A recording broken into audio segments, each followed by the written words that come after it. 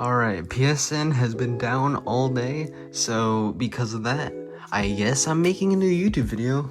Welcome to the Jurassic section of my YouTube channel, because I am bored out of my mind. Hello and welcome to the first video I'm making on Jurassic Park. I've pretty much at this point dedicated my channel to Godzilla, but I figured it was time to actually give my favorite franchise of all time a little bit of a shout out, so with the new trailer just releasing on YouTube roughly 2 days ago now, I'm pretty sure, I figured I would give my thoughts on it, because if anyone knows this franchise, it's probably me or Clayton Fioriti. Going through the trailer as I've watched it, I have noticed that what they did say in that one article does seem to be true, where the dinosaurs are not relegated to the entire world anymore. I guess Gareth Edwards thought that maybe Colin Trevorrow overstepped with that decision, or well, it wasn't Colin, but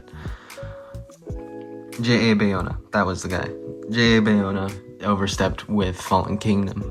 I think that the plot itself, which is the main part that I've had concerns with this trailer, the plot is the area that has the most issue for me, because of how hollow it seems. It seems that there is not much development gone into it, more than a bunch of MacGuffins. Like, to give an example, we need dinosaur DNA to save lives, okay? Every plot needs a general MacGuffin. I'm not gonna fault it for that. But then it had to be the 3 most dangerous dinosaurs on the island. Also, this island apparently has a mutant. Also, there just happens to be Spinosauruses that team up with a Mosasaur. I'll get into that a little bit. I gotta talk about that later. But the plot itself feels like there wasn't much development other than a bunch of pieces that Gareth Edwards and David Koepp wanted to get into the movie, but couldn't figure out a way to fuse them together. Maybe it'll be better in the actual movie, but overall in the trailer it looks very pieced together, like there's no real segue between the things. It feels like there were a lot of conflicting ideas that they just glued together to make a story, rather than just having a story that naturally flows, like the original movie or The Lost World. That being said, I think the effects and dinosaurs in this movie actually look really good. They look really good. Dominion, I wasn't too impressed by Dominion, but the effects in this movie do look a lot better. I'm not seeing a lot of stagnant, just blank, dead stare animatronics in this one. I love practical effects. I think practical effects are the best possible way to make a movie, but they have to be used right, which Dominion didn't, unless I'm counting the Giga. The Giga was done well, but it's really those Dilophosaur scenes that kind of fell flat for me, because the Dilophosaurs were very robotic in their movements. They didn't have much life in them. I really hope that Rebirth does use a good amount of practical effects, because this franchise was built on practical effects, with Stan Winston and also now Legacy Effects doing beautiful animatronic work with all the great engineering. I just want them to feel alive and have someone skilled behind them who is puppeteering them, rather than head turn left, look at Owen Grady or whatever, you know? It's like, it needs to have a little life in it when it moves. I want to talk about some of the dinosaurs that showed up in this trailer too, because it's all pretty exciting dinosaurs, I'm not gonna lie. I may not be a huge fan of how this looks from the trailer at the beginning, but the dinosaurs themselves are really cool, like the Titanosaurus. It looks really cool and unique of a design, obviously not paleontologically accurate, but we don't expect that from Jurassic. I never expected that, but people want to hear that. But it looks good, and I think that the addition of the spines on the back was really cool because I don't know it or not, someone may have already pointed this out. In fact, I think I may have already heard someone point this out, but the spines on the back of Titanosaurus look a whole lot like the spines on the back of the Godzilla monster Titanosaurus. So I don't know if that's a reference. It could be, but I did notice that when I watched the trailer, and I was fairly excited for that because it could be a reference, and that's a really nice reference, especially from the guy who made Godzilla 2014. So we already know he's obviously a Godzilla fan. There's a lot of dinosaurs in this movie though, which I'm really happy to see because, I mean, obviously Titano I just talked about. Raptor with two heads in the pipe looks pretty cool in the incubation chamber. The Quetzal looks really good. I like the design, despite it not looking at all like the one in Dominion, but I guess that's the whole point of this movie, with them being mutant dinosaurs. There's also the mutant, which I will also talk about later, the Spino, the Mosa, Dilophosaurus is coming back, the T-Rex is there with a whole new coloring that we haven't seen before. Just a whole lot of exciting things to look forward to. Now for the part that I said I would circle around to, is probably the most concerning part of this trailer for me personally. The Spinosaurus and Mosasaurus attack on the boat. That to me does not sit right with me as a Jurassic fan or as just an avid moviegoer in general. It just doesn't really work in my opinion. I think they probably should have chosen one or the other because one, the Spinosaurus hunting in packs, that just doesn't line up well with what we know about Spinosaurus paleontologically or in the Jurassic franchise. I know these are completely different Spinosaurs, and people have been making fun of this Spinosaurus design for days now.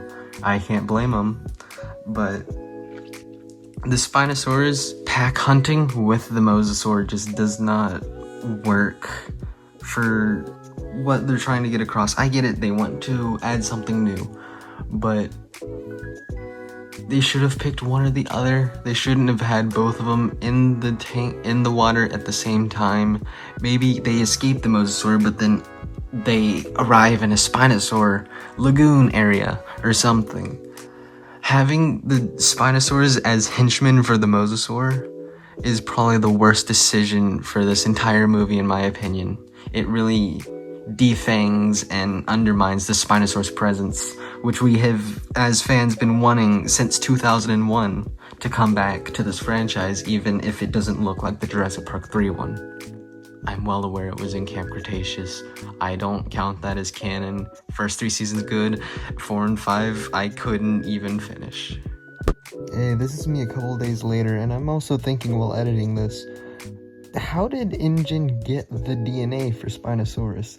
Even in 2001 for Jurassic Park 3, they barely had any Spinosaurus DNA. That's probably why the Spinosaurus looked like a Baryonyx.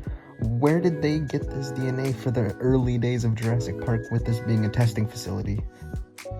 Now for the moment you've probably all been waiting for to hear me talk about. The brand new mutant for the movie.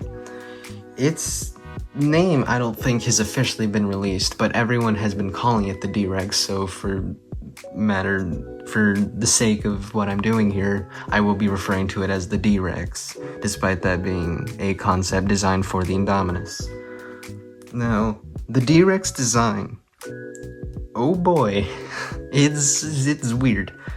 The D-Rex design reminds me a lot of like early concept art for other Jurassic things that never quite made it, but this is the one that made it. You know, some of the stuff from like the Chaos Theory line, or like early Jurassic World prompts with the human hybrids. It's weird, like those concepts, but I can't help but kind of like it, you know? I did hear a great theory that maybe will come into play, I don't know, but perhaps the DNA from a mosquito that had the T-Rex DNA in it somehow mixed together in the cloning process, leaving, well, the mutant as the byproduct and the final abomination. Because, man, that thing is ugly. I love Star Wars with the Rancor. The Xenomorph is one of my favorite movie monsters of all time, and I've loved the T-Rex since I was a child. But wow, those things mixed together do not look good. It looks bad. Not in like a bad way, but bad as in it's a mutant, it's ugly. It's supposed to be ugly and disturbing and gross. You're not supposed to like to look at it. That's the intent of it. And they achieved that. Oh boy, it is ugly. But depending on the thing that mainly rides, or that this monster, it's not even a dinosaur, a monster, what rides on it is the story that they have behind it. If they under explain it or even over explain it, it could completely ruin its character. They have to find a right area to explain it enough without giving away the mystery of what it is. Don't tell us why it was created, how it was created. Give us hints to why it was created or how it was created. Don't tell us outright, because if you do, that will ruin the character. Once you remove the mystery from something like this, it will ruin it. It won't be interesting anymore. That's why the Spinosaurus from Jurassic Park 3 is one of my favorite Jurassic dinos. Because there's so much mystery of where did it come from? Why was it made? There's the Mizrahi Backrooms website that has like cryptic messages that could allude to it, you know? It's the mystery behind the dinosaur that makes the Spinosaurus special to me. And if they over-explain the mutant and don't give it enough leeway to be cool and interesting, it's gonna ruin it. So I hope they keep that in mind while they're writing or finishing up the movie right now. That's about all I have for this topic. I mean, as more news comes out, I'll probably cover it because I love Jurassic. I want to see more stuff from it. So, if I see anything new, I may make a new video on it. We'll see what happens. I mean, nothing's set in stone. They could come out with a new thing and be like, oh, we're scrapping the mutant, you know? So, new things come out all the time for in production movies. So if I see anything cool, new, or interesting, I'll definitely make a video and let y'all know. Thanks for watching this video. I know it's been a while. It's been 3-4 weeks at this point since I've made a video. And that's because my soul has been consumed by Minecraft. I've been playing with a group of my friends recently, and even though I'm not recording it, I probably won't be posting videos on it here unless something really cool happens. If you want to catch me playing Minecraft with some of my friends, definitely stop over to my friend Omega Ultra's channel on Twitch. You will sometimes catch me playing Minecraft there with him, along with Plasma Void, Endomad Gaming, Night Slaughter, Pixel Pancake, and Mad Medicine. I believe that's everyone who's in the server. Currently, anyway. We may add other people later, but that's who's in it right now. So if you're interested in watching me play Minecraft with a couple friends, stop over on Omega Ultra's channel on Twitch. Thank you, and goodbye.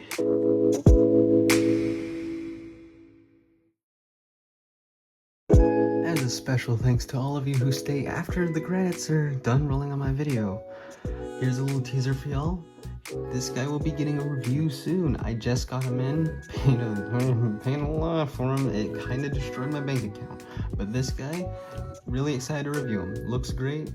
Also, I have 2 more projects in the works. I have a theory video on the way, and I have a whole new series that I'm working on right now. So stay tuned for the next few weeks, because those may be coming out. Either that, or I get lazy and I start playing Minecraft again. Probably Minecraft, but stay tuned. I may get a new video out starting 2 new series. Get excited.